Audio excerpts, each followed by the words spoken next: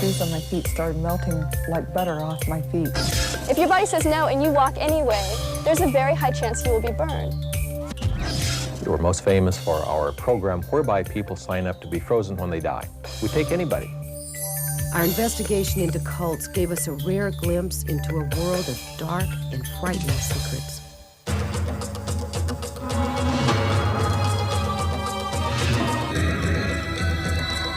From the boundaries of the universe to the depth of your soul, embark on a journey through the unknown and unexplained.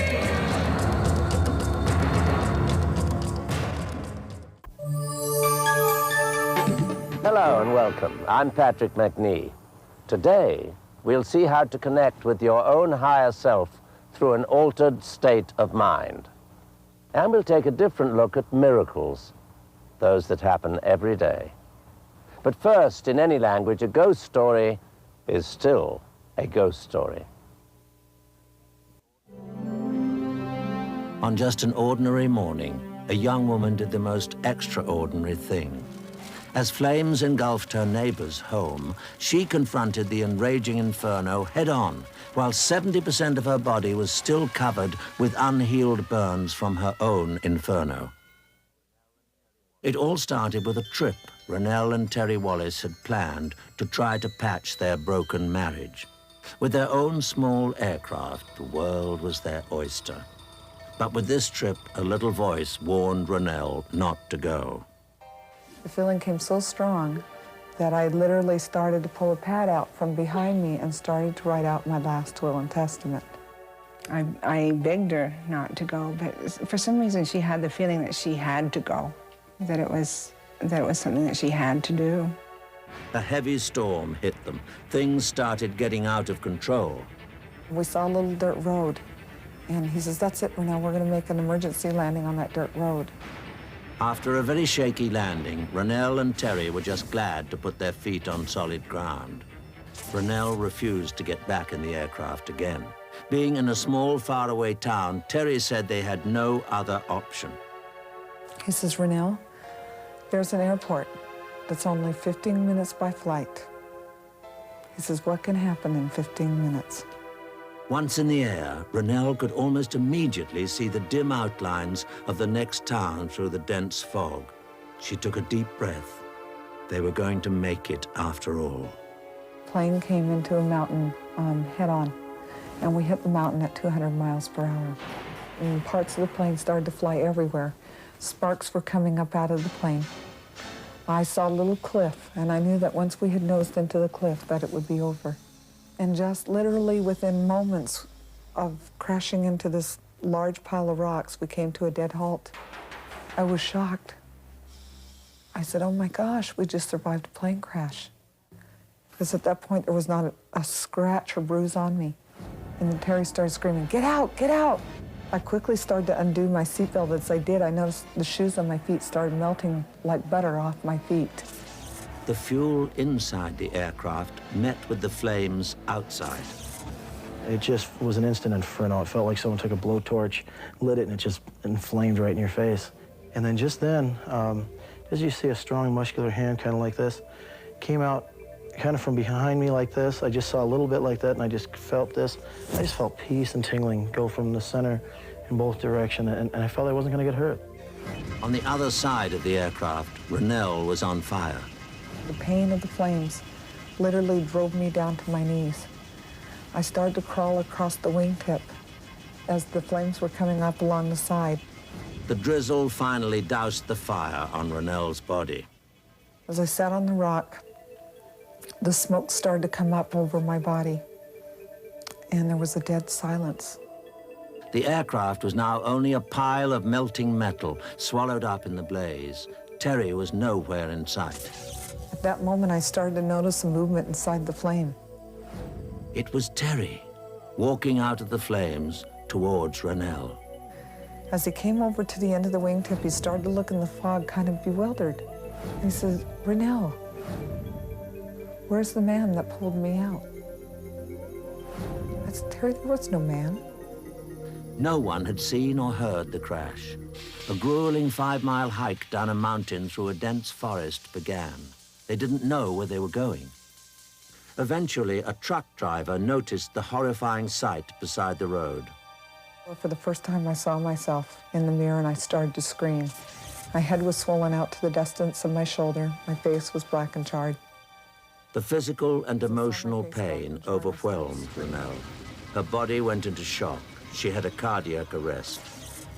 And at the moment it became very black, I started to feel like my feet were going first into a very tight tunnel, and flashes of light started flashing by me at great speed.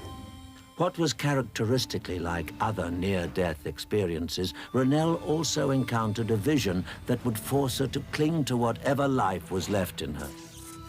I moved into the path and I saw a young man coming toward me. He was tall and he was handsome. This young man told Ronelle she had to return to Earth, that he needed her to be there in order for him to be born. Ronelle came back to life, but constantly hovered on the brink of death. I think it's unimaginable to most of us. The hurt, the pain, they didn't think she would live. But she did pull through, and just as miraculous, fate triumphed, and Ronelle and Terry's love reignited, saving their failing marriage. After months in the hospital, she could go home and see her 2 children again. Coming home was probably the hardest moment that I think I can remember, because when I came home I was wearing this mask. Ronelle's mother prepared the children. Probably one of the most traumatizing experiences that I had was when Jason first saw me. He grabbed my mom's leg and he started to shake. And he started to scream, and all I wanted to do was just put my arms around him and tell him it was going to be okay. And I said, Jason, I am your mom, and I do love you. And in the tears, he smiled, and he turned around, he grabbed my neck, and he never did let go. After hundreds of operations and skin grafts, Ronelle was finally on the road to a long and traumatic recovery. But one morning, months after the dreadful accident, Ronelle would face her biggest challenge yet. I had just unwrapped all the wrappings off of my body, and they were on a pile on the floor, and Terry had just come out of the shower. Terry noticed that the neighbor's house was on fire. I ran to the front door. I started banging on it, and no one answered. She ran inside the garage. The smoke was very dense, and I started to choke. Screaming was the only thing she could do to wake the family inside the burning house. Once everyone was safely outside, it was just a matter of minutes before the house collapsed. In the years that would follow, Ronelle would become a motivational speaker and receive numerous awards for her tremendous work with patients in burn units. She's touched a lot of hearts and a lot of people, so that the experience has really turned into somewhat a positive thing. And to hear her speak makes me proud. I look at her every day and just wonder, how she's still here. Ronelle and Terry only had one more wish, to have more children. They told me I'd never have kids again. Once again, Ronelle beat the odds. But shortly before giving birth, she had another vision. And as I was laying there on the bed, I saw an image of a young man standing next to me. And he said, "Thank you, Mom." And I said, "Thank you, Nathaniel." And that moment they came in, they turned me around, and I had my son.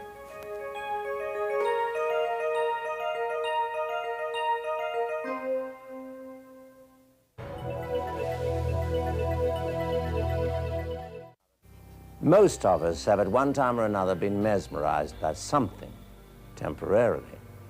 But in the case of cults, followers have let a select few exercise an almost uncanny control over them and devoutly attribute to their leader extraordinary, even supernatural powers. What is it about these men that set them apart? Is it a misuse of divine power that they actually possess? Or is it pure madness? And even more important, what is it about the followers? Everyday people from all walks of life, like you and me.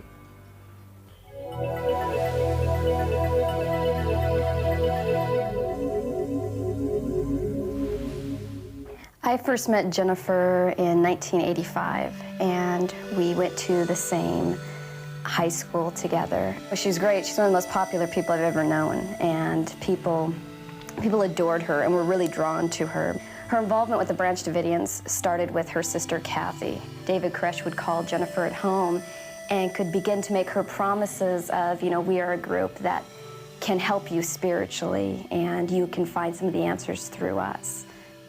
April 19, 1992, only months later in Waco, Texas, a scene of horror and tragedy was carried live to the world. In a lethal blaze, more than 80 lives were lost, including 21 children under the age of 14. Jennifer and her sister Kathy and Kathy's 14-month-old baby daughter, Chanel, all died in Waco. The inner sanctum of the compound at Mount Carmel was finally exposed, and so was the bizarre life Koresh and his followers had led. Koresh claimed to be the second Messiah, sent before God's judgment upon the world to save mankind. And even after his death, Koresh's message lingers. I have since met with some of the surviving members of the Branch Davidians who are still living in Waco and who very much still believe that David Koresh is coming back and are living their lives around that fact. One such devout follower of Koresh is deadly serious in her conviction. So when David comes back, and he is coming back, he will give the 7 seals. See, we were given the 7 seals.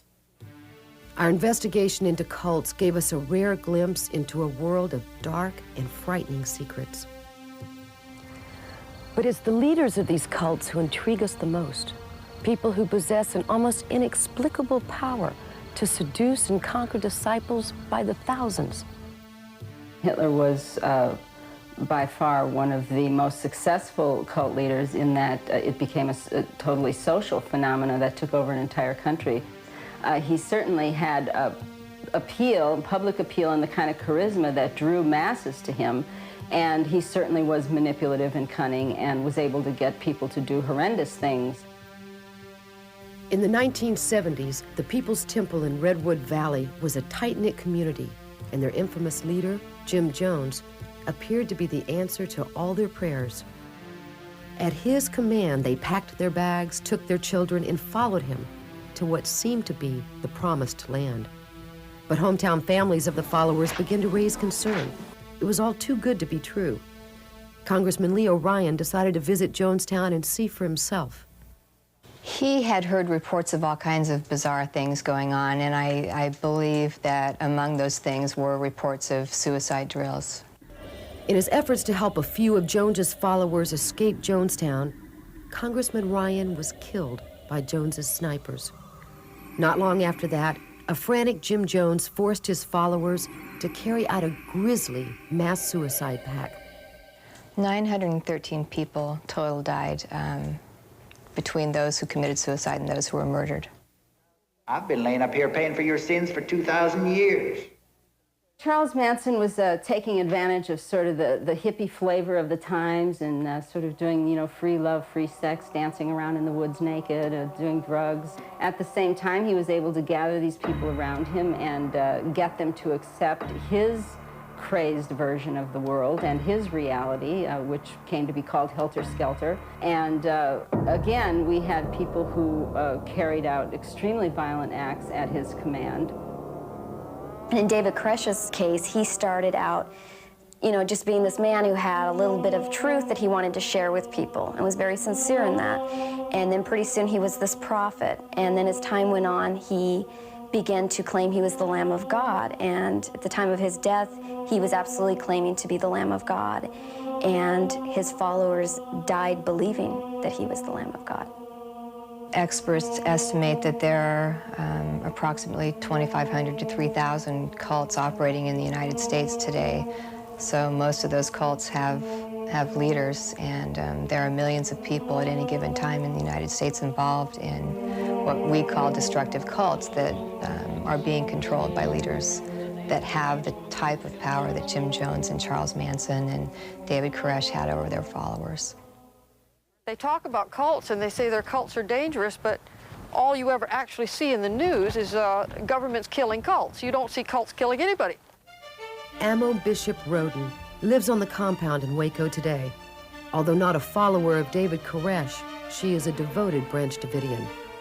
And I don't think when you come out and live in a religious community in a beautiful place out in the country, and you're away from crime, that you suddenly are overcome with this suicidal impulse. It hasn't happened to me, I promise. Contrary to belief, cults are not limited to religion or a certain type of people. There are psychotherapy cults, New Age cults, self-improvement cults, Eastern meditation cults, even political cults. And if you thought it only happened to other people, crazed people, think again. I spent about 10.5 years in a political cult that was located in the San Francisco Bay Area. All that it takes is being in a certain vulnerable moment in your life and then coming across someone whose pitch somehow appeals to you. Marge Boynton knew members of People's Temple. There was the district attorney and the high school teacher. If you were to meet them, very normal, nice people, educated. It was just by luck that I didn't get involved in the Branch Davidian and the Branch Davidian movement, and Jennifer was just in the wrong place at the wrong time. It absolutely could have been me or anyone else. But emerging from obscurity with a plan to shake the world to its foundation are the leaders of these cults. And as we've witnessed, not people who would be ignored. David Koresh was a superb preacher. I don't think he was, as he claimed, a prophet. He was charismatic. He was one of the most charismatic people around, and people worshipped him. The reality is that he was an egomaniac. He was perfectly willing to have set up a structure where people were sexually and physically abused. He could spout Bible verses till, the morning come and the next day come and the next day come, and that way sort of mesmerize his followers. David was a very unique person. I'd like to say that people understand that. There are lots of mind control techniques used by the leaders, including sleep deprivation, hypnosis against their will, altering somebody's food, cutting them off from their families. Jim Jones was one of the more controlling, violent, and paranoid of the cult leaders, and his cult was also, some might say, one of the most successful cults. They thought he was a very dynamic leader. They definitely thought that he was a man of God. One gentleman told me that he thought that Jim Jones was Jesus Christ. Most cult leaders have some sort of divine magnetism, and really what that means is that they are self-proclaimed messiahs or gurus. I would suppose that Jim Jones had some divine magnetism. Most cult leaders have a combination of an authoritarian personality, a certain amount of charisma, and then a character disorder that would be defined as psychopathy, meaning that they just don't operate in the world like the rest of us. They are basically social deviants. It seems that when we learn about them, there's always some sort of sexual dominance. And Jim Jones, by reputation, certainly had that. He demanded sex from many of them. I have heard that he used sex as a form of blackmail. I lived 3 miles away. I had no idea that David Koresh was having children with young girls. One of the best ways to control someone is to control them sexually, because that goes to someone's deepest emotional core. As far as committing crimes or hurting somebody else, even, abusing children, if they believe that that is what God wants them to do, God meaning the person who's standing right in front of them, they believe it's the right thing to do. I do believe they had multiple wives. I think that he should have admitted it, because I think if you take a 12-year-old to bed, you should admit and say that she's your wife. I do think they were a little young. The manipulation is so strong, and the fear of retribution by the cult leader, or the fear of you know, eternal damnation or whatever it might be that that cult leader is trying to get you to believe is very strong. Psychologically, you truly believe that you can't go out the door and that there's no other life outside the cult and there's no other reality but the cult reality. And the reality is, at Ranch Apocalyptic, Koresh's surviving followers are waiting for him to return and the world to end. Well, I don't set dates, but when I see what's going on in the world, when I see how Babylon is increasing to become Great Babylon, then I know it's closer than I thought. So that's one of the reasons that I'm digging up the tunnels, because if he's going to be resurrected, I want his escape routes to be in clear evidence. Anyone who's built as many escape routes as he did had no intention of dying there. And I just find it impossible to believe that he did. Whether it is Koresh or some other so-called messiah that ignites the next fire under the sleeping giant we call cults, rest assured, they will possess some kind of magnetism. Divine magnetism. I think that that is perhaps both angelic and satanic. Now, David Koresh certainly had the magnetism. And I'll leave it to you to decide where he's coming from.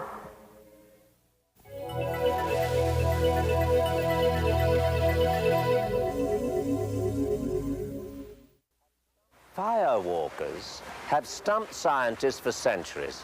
How can a person walk across hot coals reaching 1200 degrees Fahrenheit without burning their flesh off?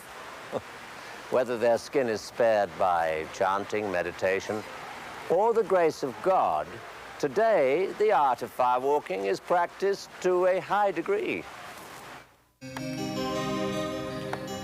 Since the first spark, fire has been essential to our lives. Fire stands for power, but in order to conquer that power, we must first conquer our fears. Is firewalking a trick, or is it truly mind over matter? Firewalking has been practiced universally from ancient times until the present. In many cultures, the purpose is for healing, but firewalking is also used as a means of celebration, purification, and personal growth. Heather Ash, a firewalk instructor from Davis, California, claims firewalking has changed her life dramatically. Firewalking is basically very simple. It's building a big fire, waiting a couple hours for it to burn down to get nice, good-sized coals, and then walking across it with bare feet. Since firewalking came to the United States, it has become more and more popular. So why do people do it? People are really searching for more meaning in their life and more spirit, and it makes you realize how much magic there is in the world in a lot of ways. Finding your limits, then surpassing them, is what firewalking is all about. If you focus on fear, for example, you naturally draw fear into your life. We really invite people to look at what it is they're afraid of. What's the worst thing that can happen to you when you walk across the fire? And then we say, okay, that's what you're afraid of, now let it go. And now let's focus on what you want in your life. What do you want to create?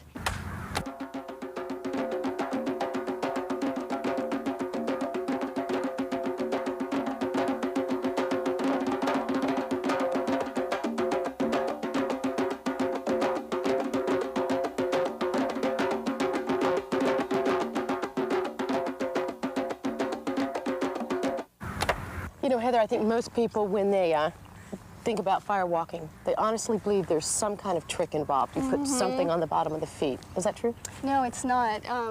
We basically have people take their shoes and socks off, and that's it. You just go straight from your shoes to the fire. If you're walking and something clicks and you concentrate more on the fire and getting burned than what you should be, is there any out? What do you do at that point? I say keep going, because once you've taken that first step, you've committed.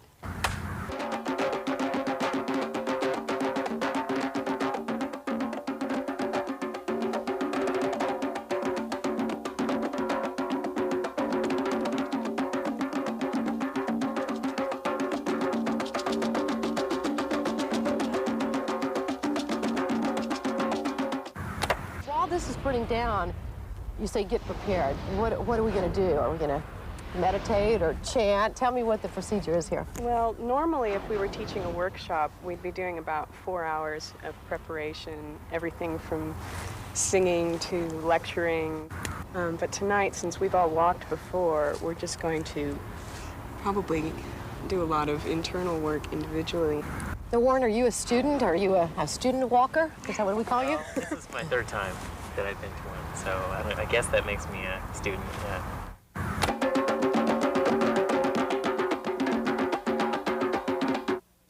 The other participants play a vital role in the fire walk.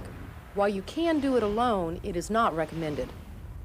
A lot of times what we'll do is we'll have drumming and we'll have chanting going on, and it's not something that you need at all, but it is really helpful to feel the support of the group.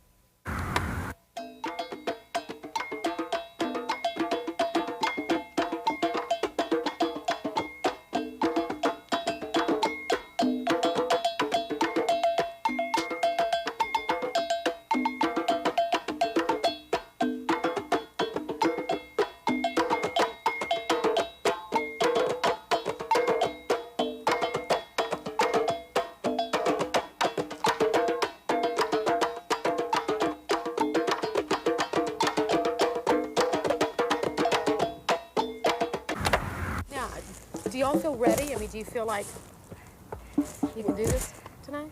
You know, it's always, you never know until the fire's raked out, until you stand in front of it. I never have any idea, and no matter, I mean, I've walked over 100 times and I still never know. Ooh, it's hot. It's hot.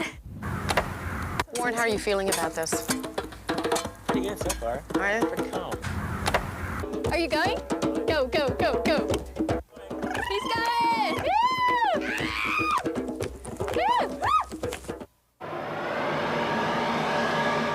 What I believe is there is this energy in everything, and so what we're doing when we firewalk is raising the energy in our own bodies to walk across the fire, to match the energy of the fire. We've been told since we were really, really young that fire burns. And so to watch someone's bare feet walking across coals, your brain kind of goes, wait a minute, you can't do that. The main lesson with firewalking is to listen to your intuition. When people come to a firewalk, we tell them, you're not here to walk on fire, you're here to learn how to listen to your intuition. And if your intuition, if your body says yes, then you'll walk and you won't get burned. If your body says no and you walk anyway, there's a very high chance you will be burned. I admit, I was skeptical up until the last minute, assuming there must be a trick involved. But I tried it myself, and look, the bottoms of our feet are all the proof you need. Been told it's physically impossible to do this. Yeah. They say that seeing is believing, and maybe doing it makes it even more believable. Walking on fire is something I never thought anyone would do, let alone me, but once you do, you know that the power of the mind is an absolute unbelievable thing.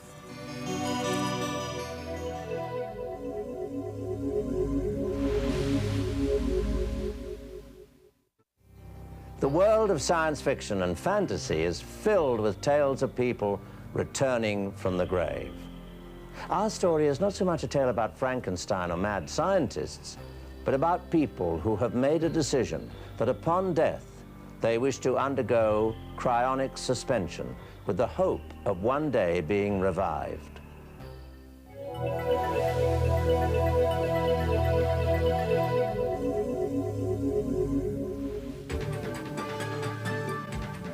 Does the soul exist? Is there such a thing as reincarnation? Or when we die, do we simply cease to exist? Whether a viable solution or a desperate hope, cryonics offers a possible reprieve from death. The first question, what is cryonics?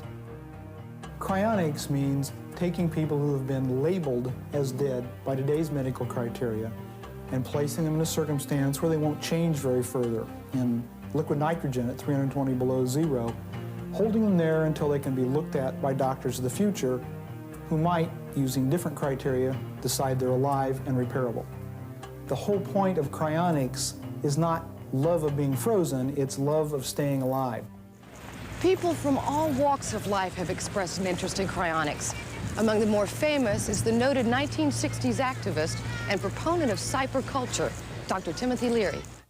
Timothy Leary first came to prominence in the early 1960s as a professor at Harvard who advocated the use of hallucinogenic drugs as a means to self-enlightenment. Leary was also involved in the civil rights and the peace movement. Timothy, why at this point in your life are you considering cryonics? Why are we sitting here talking today? Because I found out in January that I had a cancer, which is spreading through my body. So my days and nights and weeks and years are numbered. Cryonic is the only one right now. It's very primitive. It's extremely experimental.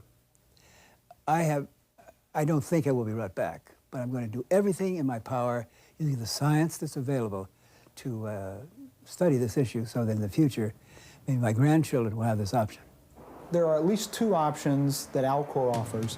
One is whole body suspension, where the entire body is frozen. That's a minimum of $120,000, most of which is actually invested so that the patient can be cared for an indefinite period of time. We also have another option called neurosuspension, where only the person's head is frozen, or very occasionally the person's brain. And the reasoning behind this is who we are is in our brain. Now, are you planning on undergoing full body suspension? I don't know. I probably will have a brain neural. I've left my body kind of drift. I look like Gandhi now.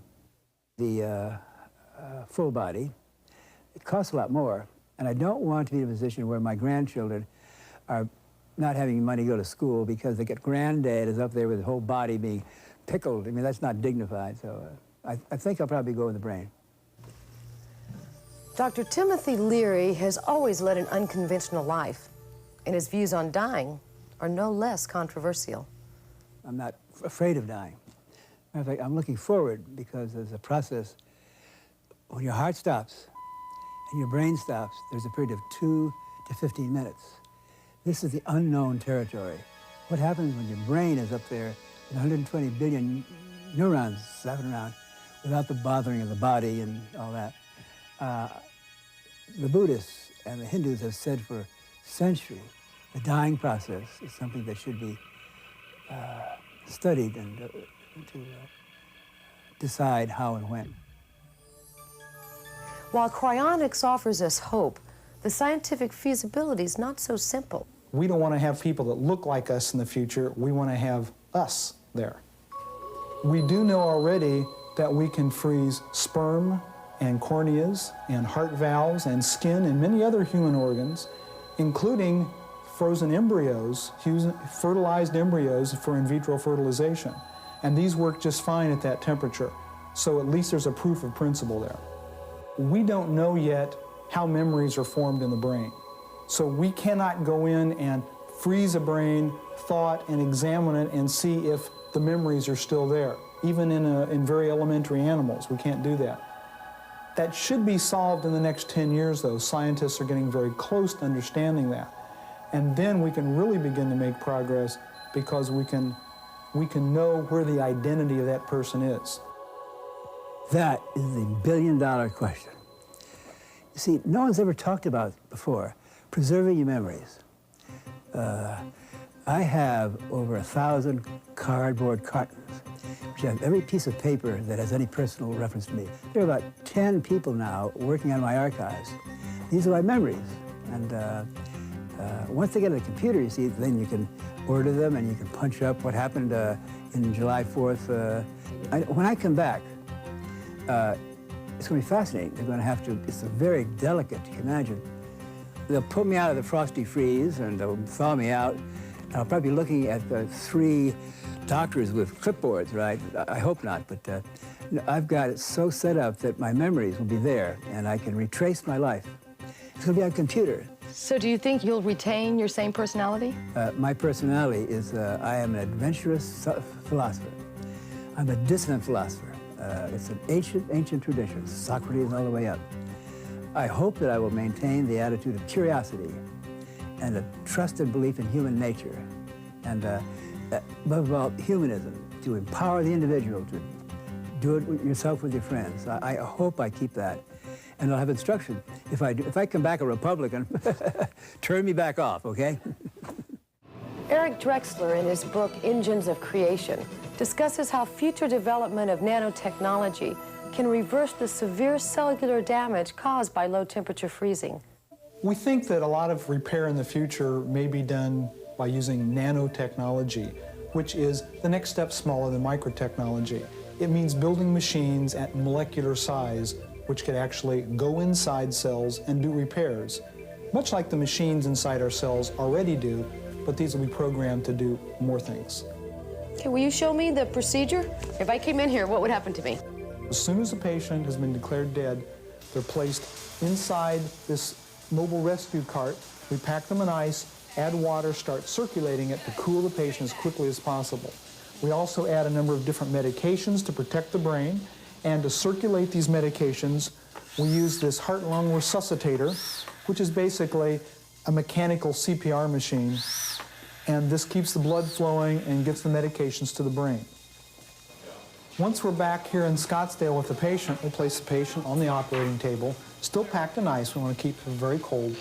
And we do heart bypass surgery to connect the patient's circulatory system to this set of pumps. This is a bypass machine just like used in regular hospitals. The object here is to replace up to 70% of the water in the patient's body with a chemical called glycerol, same thing as glycerin. The nice thing about glycerol is when it freezes, it does not expand like water does, and it tends not to form crystals. It vitrifies like window glass. So this protects the patient's cells from most of the freezing damage that would otherwise occur. In this tank, the patient will be cooled down to the temperature of dry ice. The patient, wrapped in plastic, will be lowered into this oil. This oil is made of silicone. It will be pre-cooled to about 10 degrees below freezing. Once the patient is at dry ice temperature, -110, we pull the patient out, wrap them in a sleeping bag for padding, and then strap them into this aluminum pod for physical protection. They're strapped here, head down, and then the top is placed on. The pod is lifted up in the air with a hoist, and we slide it into a dewar, a large stainless steel container for the cool down to -320 Fahrenheit in liquid nitrogen. Is there a soul? And does cryonics validate or reject the idea of reincarnation or a divine afterlife? Now, I don't belong to any religion. I would call myself a high-tech Buddhist or a scientific Buddhist.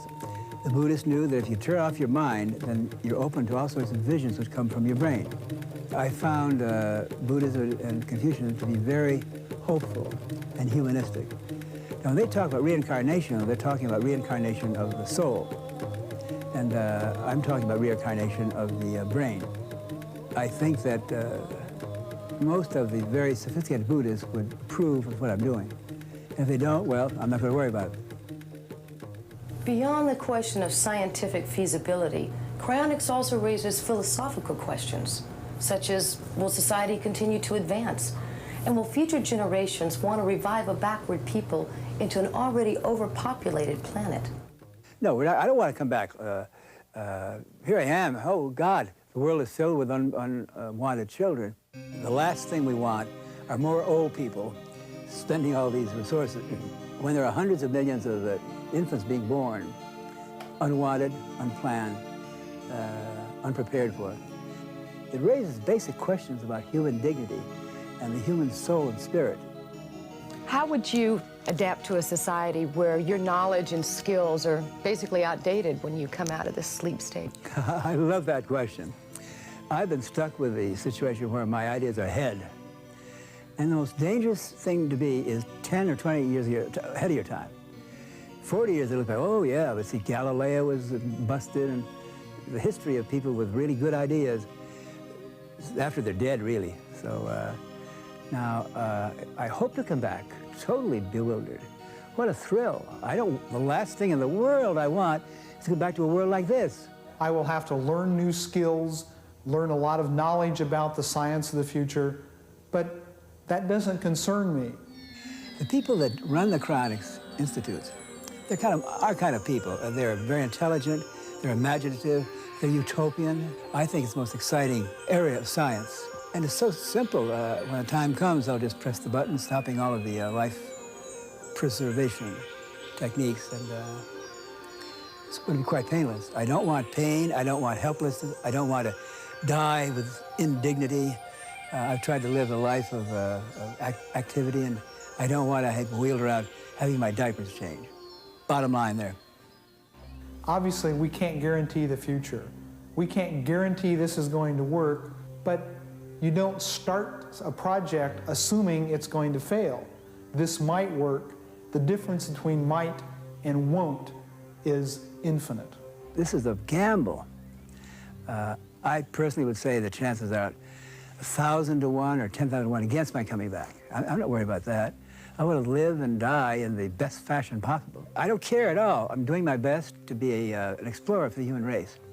You learn from my mistakes, and that's what science is all about. I'll probably goof up, and they'll forget to put the plug in. It's all right.